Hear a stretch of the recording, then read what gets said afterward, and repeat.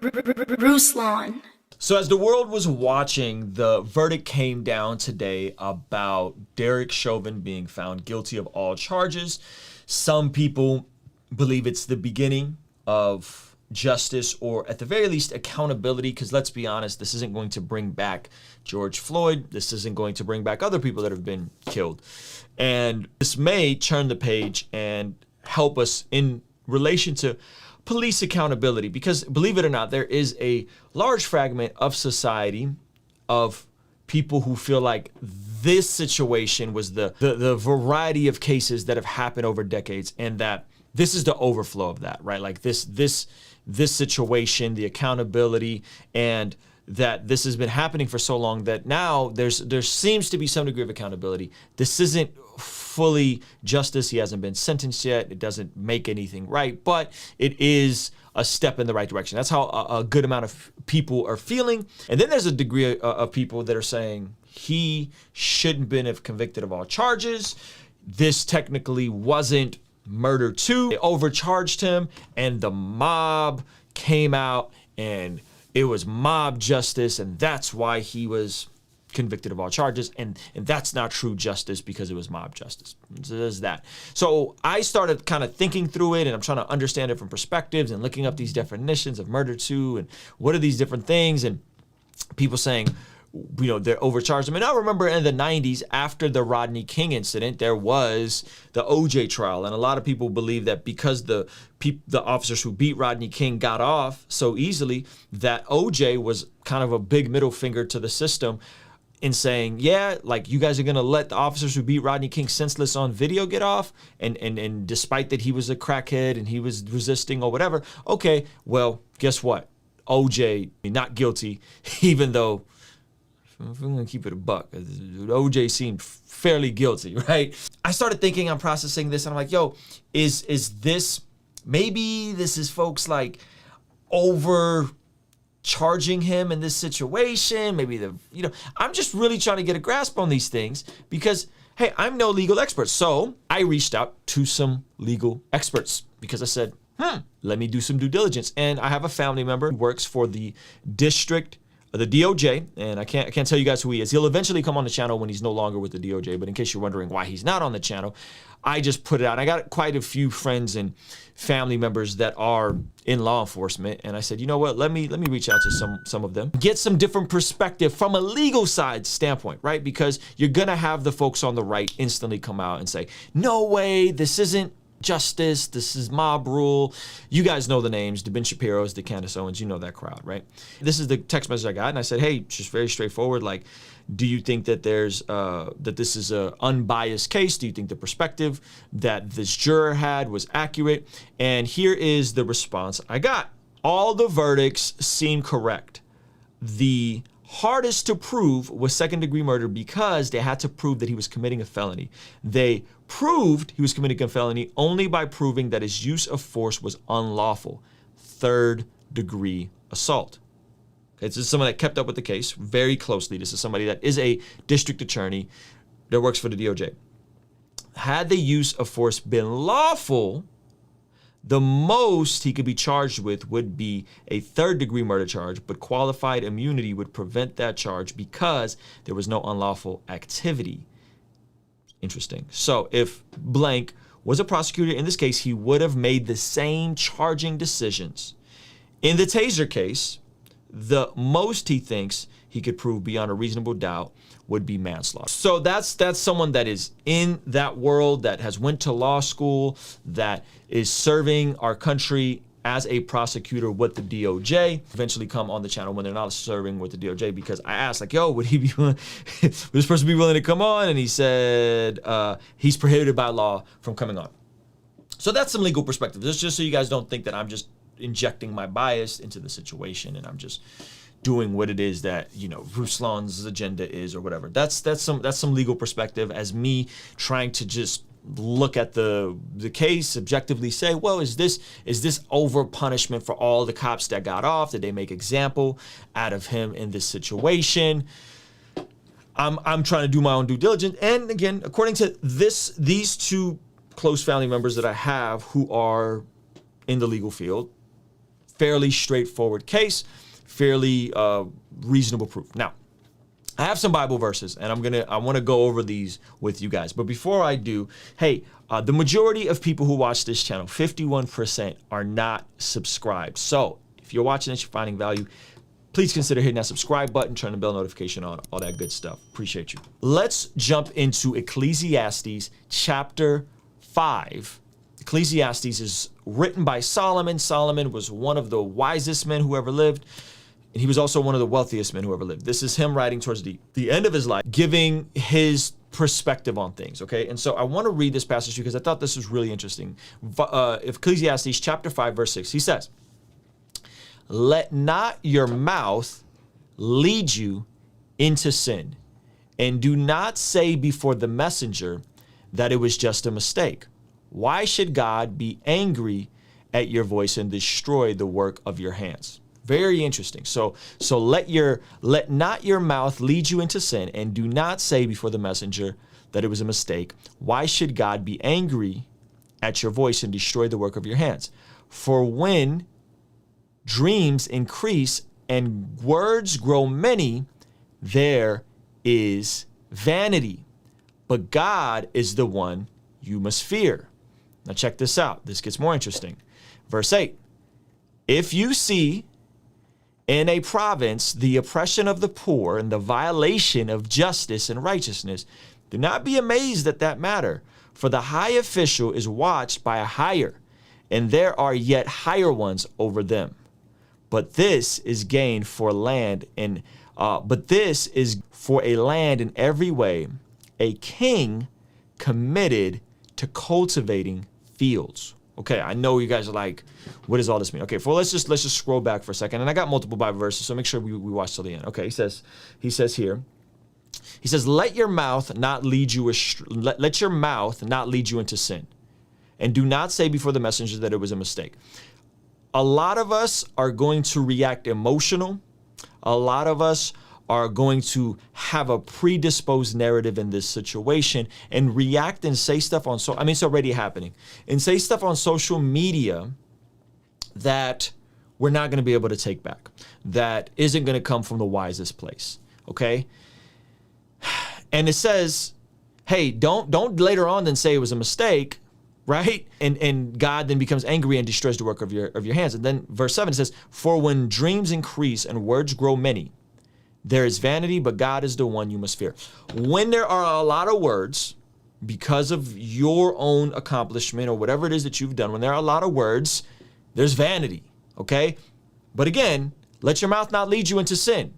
Let your mouth not lead you into sin, and God is ultimately the one you must fear.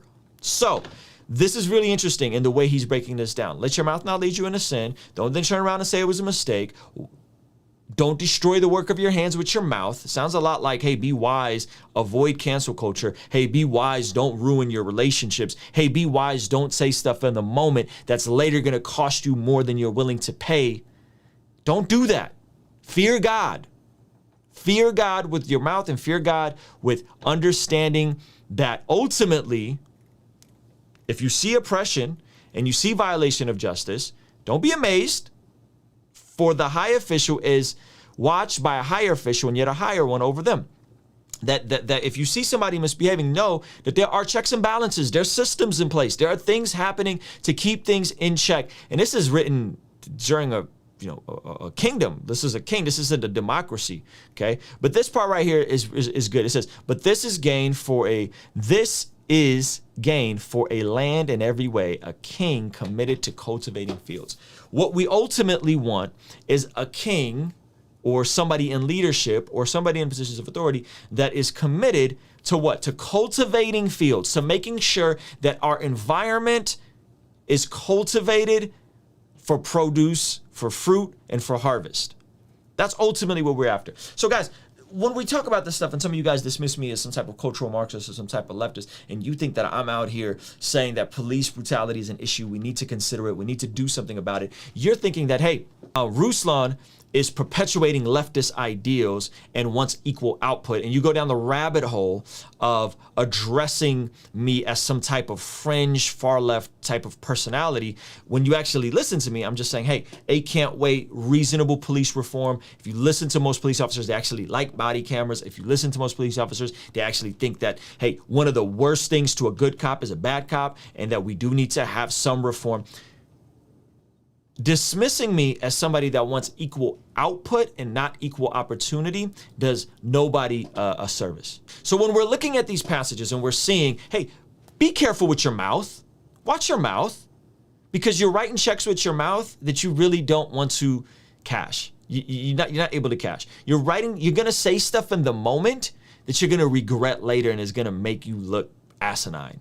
You're saying stuff in a moment that you're not gonna be able to take back. You're saying stuff in the heat of the moment because you don't quite understand how this all works, and later it's gonna cost you more than you're willing to pay right now. That's what that passage is talking about. And then it goes on to say, hey, when you see injustice, when you see these different things, just know there are systems in place and there are checks and balances. But what we ultimately want is this uses the language, a king committed to cultivating fields. How I would say that, how I would view that verse, and I'm not saying my interpretation is absolute, is leadership that's committed to just scales. Leadership that's committed to a land where there can be harvest and there could be equal opportunity for all people, despite where they come from. Not equal output. That is not what I'm talking about. I'm not talking about equal output. Some of us have grown up with 5th place trophies and participation awards, and you think you're a snowflake and you're one of a kind and you're entitled to do things that only people who worked really hard to have gotten.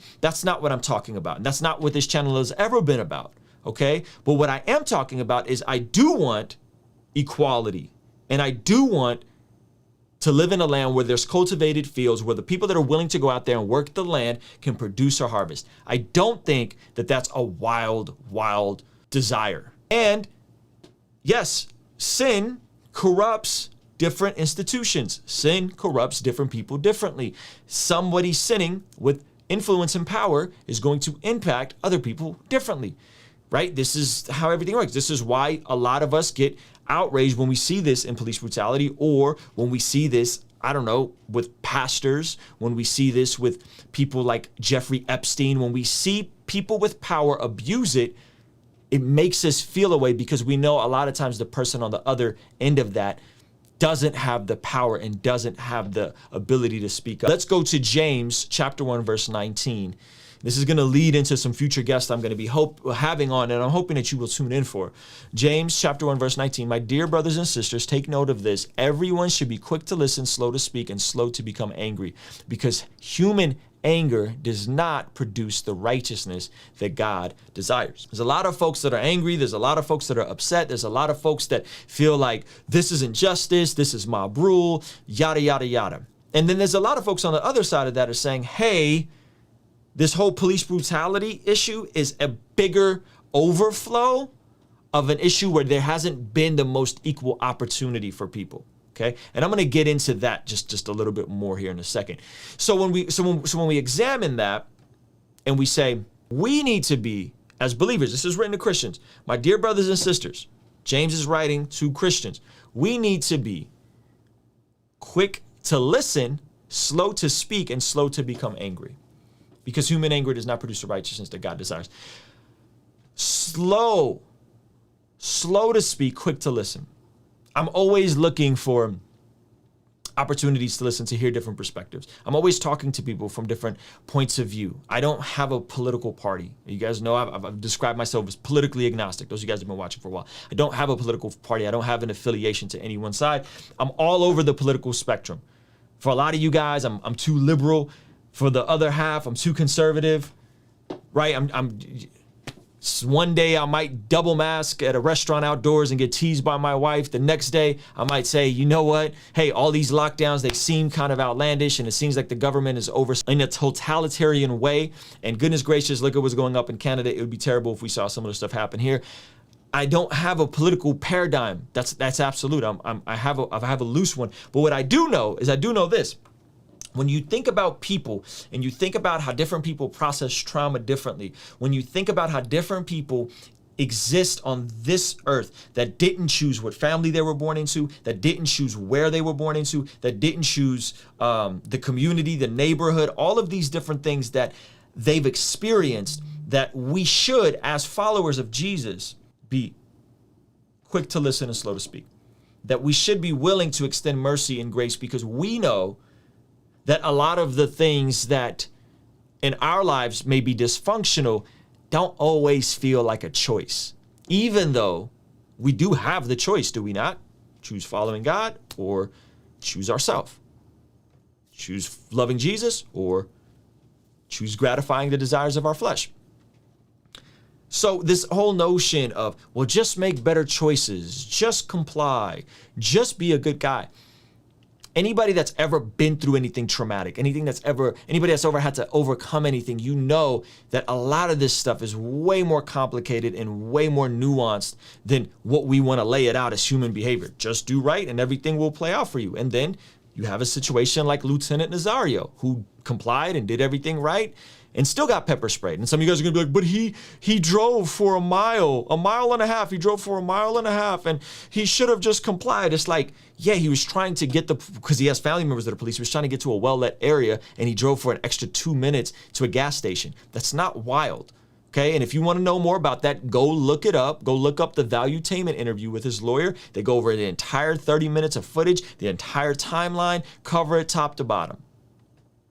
So you can't tell me that just comply and just make good choices when people are complying and making good choices and they're still getting mistreated. No, it's not the biggest deal in the world, right? There's other things in the world we need to deal with and we need to address. There's people starving right now. There's people that don't have clean drinking water. But in America, this is the overflow of a greater issue. And America can be two things at the same time. America can be a land of great opportunity and a land where 80% of America's millionaires are first generation rich and 60% of America's billionaires are first generation rich, while at the same time needing to make some advances with how we do law enforcement, how we do these different things with like police brutality. Both of these things can be true at the same time. Both of these things are not mutually exclusive. And so I want to leave you guys with this verse. And this is going to be specifically speaking to Christians. This is going to be the folks who are sitting here and you're frustrated and you're divided. I hope you keep tuning in. I hope you keep hearing me out. I'm going to bring on people that are way smarter than me. I'm going to bring on people that operate on a scholarly level, like Dr. Eric Mason. We're working on getting him confirmed. Like Sho Baraka. We're going to bring on people so that you can hear some things that you should be a little bit more quick to listen to. Not that you become a leftist or a liberal or politically agnostic. I don't really care what your social or political views are, okay? It really doesn't matter. It doesn't matter what your political views are to me, okay? But so that you can live out this verse I'm about to read over you. This is Jesus writing in John 13, Jesus speaking. John wrote this. A new command I give you. This is interesting. A new command I give you. Remember, Jesus came fulfilling the law, fulfilling the commands, okay? But he says, a new command I give you. Love one another as I have loved you. So you must love one another. Okay? Why? Why? Why? By this, everyone will know you are my disciples if you love one another. Will everyone know because of your great doctrine and your great theology? Will everyone know because you are just the smartest person when it comes to these political debates and you just have a rebuttal for every single point? Well, he wasn't on his neck, he was on his shoulder blades. Therefore, you can't prove that the act was felony, right? Everybody's a legal expert all of a sudden. Just like everybody's a medical expert with the pandemic. Everybody's a medical expert all of a sudden, right? There has to be some degree of common sense to this, but it's not going to be how crafty you are with your arguments, how eloquent you are, how smart you think you are. It says by this, by what? By our love for one another. By our love for one another, everyone will know you are my disciples. And love, what does love look like? Love is patient. Love is kind. It does not envy. You guys want me to go over the definition of love? I think we all know what love means. There's different types of love. There's agape love, right? Unconditional love. But it says to love one another as I have loved you. How did Jesus love his disciples? He washed their feet. He served them. He fed them. He cared for them. We know what love is. We know what tact is. Don't be silly and be like, no, you know what I'm talking about. Have some common tact. Have some reasonable humility in having some of these conversations. A lot of you guys ask, how can we evangelize the world? How can we bring revival? How can we bring unity? How can we have hope for the future? How? By this, everyone will know that you are my disciples if you love one another. Not by how many Bible verses you got memorized, not by how swift your theology is, but by how you love one another, how patient you are with one another, how kind you are with one another, how quick to listen you are with one another. All of these different things is going to be an indication of how you can witness about Jesus, is how you treat people. And so we can divide and we can bicker and we can fight. But let me ask you this. How has that been working out for you in trying to relate and connect with people you disagree with? How has your witness been with folks who have a different political leaning? How are those Thanksgiving dinners been? Are your relationships flourishing? Are you loving your neighbor as yourself? Is it working out well for you to be this combative and this divisive? I'm not talking to just people on the right here, by the way. Again, I was on Twitter the other day and just posted something about, hey, man, Texas, Mississippi, they switched some things up, look like their pandemic numbers look better. And folks were like, acting like I was some kind of weird fringe nutcase. I'm like, yo, I'm literally the guy that just got teased by my wife for double masking. I'm not that guy. I'm just saying if the science is always changing, maybe we should consider some of these things and kind of work through some different potential solutions that we're headed down towards. I'm not anti-vaccine. I'm not anti-mask. I'm not that guy, right? So we got to not be so quick to polarize and just jump to our predisposed categorization and label of somebody. When it comes to your social and political views, I almost feel like it's dating in high school. I almost feel like it's dating in high school. When you're talking to somebody, it's almost better that you don't put a label on it, because the moment you put a label on it, you're probably gonna look goofy and get friend zoned. That's the energy that some of y'all are on. The moment you start coming out as like, yeah, this person, yay, that person, whoa, right? You're putting a lot of yourself out there. You're putting a lot of labels on things that really don't need a lot of labels. Are you known first by your love for Jesus and your love for your neighbor? Or are you known first by a political ideology and a worldview, regardless on if that's MAGA or wokeomania or wherever? These are just some things I really want us to think through as Christians, because again, as Christians, we're the head, not the tail, are we not? As Christians, we are told not to conform to the ways of the world, but be transformed by the renewing of our mind. A new command I give you, love one another as I have loved you, so you must love one another. By this, everyone will know that you are my disciples, if you love one another. And I think that if is there for a reason. If, because it's not very easy, is it? So those are my thoughts on this whole situation. Go out and be kind to somebody. Love somebody. Be gentle, be kind, be patient, be quick to listen, slow to speak. All right? Kingstream Entertainment. Ruslan. And I still feel like we ain't made it yet. No, I ain't lying at all. I ain't lying at all. I remember walking back from grocery stores and she would carry me sore. Muscles didn't mean a thing, we just had to see this thing through. And now she got bad hips and needs to replaced. I wonder if I walk, could this pain have been erased? Was that a cause of